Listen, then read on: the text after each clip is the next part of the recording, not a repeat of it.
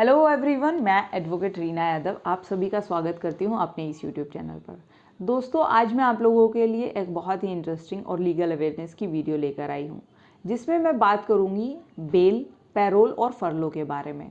आपने बहुत बार न्यूज़पेपर में या टीवी में सुना या पढ़ा होगा कि किसी व्यक्ति को फरलो पर या पैरोल पर रिलीज़ कर दिया है, किसी व्यक्ति की कोर्ट ने बेल ग्रांट कर दी है या रिजेक्ट कर दी है।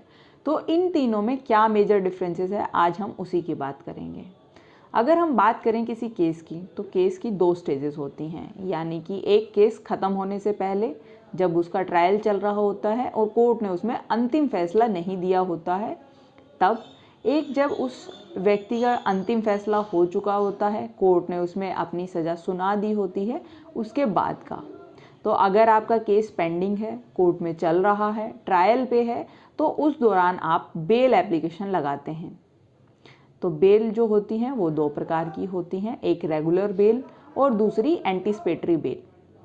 ये आपको ड्यूरिंग द ट्रायल लगानी होती हैं और उस टाइम पे आपको कोर्ट बेल ग्रांट कर देते हैं। तो ये ट्रायल से पहले की, यानी कि जो आपका अंतिम फैसला है उससे पहले की सिचुएशन में लगती है। अब हम बात करते हैं जब कोर्ट ने आपको अंतिम फैसला सुना दिया है, आपको सज़ा सुना दी है और आप जेल में हैं, तो उस दौरान आप जेल से बाहर कैसे आ पाएंगे। तो पैरोल और फरलो का एक प्रोविज़न है जिसके साथ आप जेल से बाहर आ सकते हैं। अगर हम बात करें पैरोल और फरलो की, तो दोनों ही कंडीशनल रिलीज़ हैं, यानी कि आपको कुछ कंडीशंस के साथ आपको रिलीज़ किया जाएगा और उसके बाद आपको वापस जेल में आना होगा।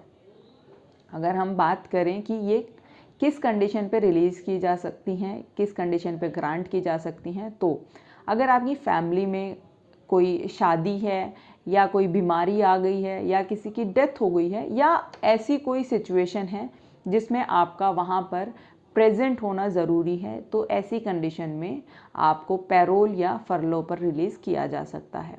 अगर हम बात करें पैरोल की, तो पैरोल दो तरीके की होती है।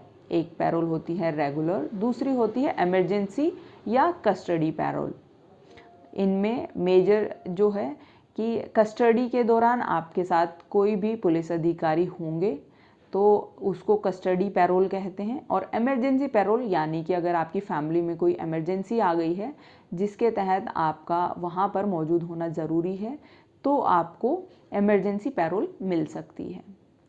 अब हम बात करते हैं इन दोनों में जो डिफरेंसेस हैं उनकी। तो दोनों ही पैरोल और फरलो आपको आपके सेंटेंस के दौरान मिलती हैं, इसलिए इनमें दोनों में जो मेजर डिफरेंसेस हैं उनकी हम अब बात करेंगे। नंबर 1, पैरोल है वो 1 महीने के लिए आपको ग्रांट की जा सकती है, वहीं फरलो केवल 14 दिन के लिए मिलती है। पैरोल को जो ग्रांट करते हैं वो डिविजनल कमिश्नर ग्रांट करते हैं। फरलो को ग्रांट करने के लिए प्रिजन के जो डिप्टी जनरल इंस्पेक्टर होते हैं उनसे आपको परमिशन लेनी पड़ती है, उनके सामने आपको एप्लीकेशन लगानी पड़ती है और वो आपको फरलो ग्रांट करते हैं। अब हम बात करते हैं कि क्या इन दोनों के लिए किसी स्पेसिफिक रीज़न की ज़रूरत होती है, स्पेसिफिक ग्राउंड की ज़रूरत होती है।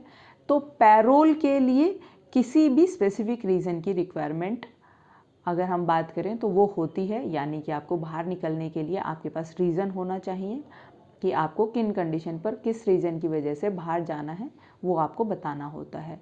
वहीं फरलो की अगर हम बात करें तो आपका समाज के साथ तालमेल बनाने के लिए और आपका समाज के साथ जो रिश्ता है उसको कायम रखने के लिए फरलो ग्रांट की जा सकती है।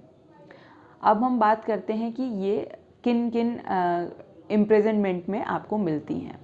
तो जो शॉर्ट टर्म इम्प्रिजनमेंट है, यानी कि कम साल की जो सज़ा आपको मिली है उसमें आपको पैरोल मिल सकती है। वहीं फरलो मिलती है लॉन्ग टर्म इम्प्रिजनमेंट में, यानी कि अगर आपको लंबी सज़ा मिली है और आपने कुछ टाइम जेल में बिता लिया है तो आपके अच्छे बिहेवियर को देखते हुए आपको फरलो पर रिलीज़ किया जा सकता है।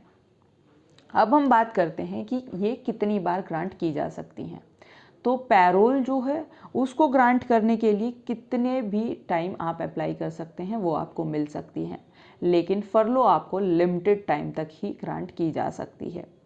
तो उम्मीद करती हूँ आपको ये वीडियो पसंद आई होगी। अगर आपके मन में इसके रिगार्डिंग कोई भी सवाल है तो आप हमें कमेंट बॉक्स में ज़रूर बताएं और हमारे अदर सोशल मीडिया प्लेटफॉर्म्स पर हमें फॉलो करें। Thank you so much.